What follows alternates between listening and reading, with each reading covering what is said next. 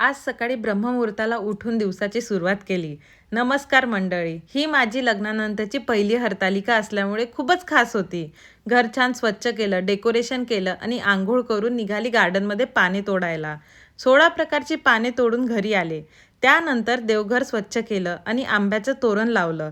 छानशी देवाची पूजा केली आणि मग हरतालिकेच्या पूजेची तयारी सुरू झाली. सर्वात आधी दिवा लावून कलश स्थापना केली. त्यानंतर गणपतीची स्थापना केली. सुपारीला हळद कुंकू वाहून दुर्वा वाहिल्या आणि मग महादेवाची पूजा केली.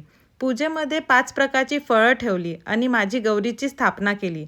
सुंदर वाळूने महादेवाची पिंड बनवली आणि शंकर पार्वतीची पूजा केली. महादेवाला त्यांचं आवडतं फळ आणि बेलांचं पान अर्पण केलं. यानंतर 16 प्रकारची पान वाहिली. कथा ऐकली, आरती केली आणि मग माझ्या अहोंच्या पाया पडली. सासूबाईंना व्हिडिओ कॉल करून पूजा आणि मेहंदी दाखवली. ही होती माझी पहिली हरतालिकेची पूजा. तर भेटूया पुढच्या व्लॉगमध्ये. व्हिडिओ आवडला असेल तर नक्की लाईक करा आणि पेजला फॉलो करायला विसरू नका. बाय.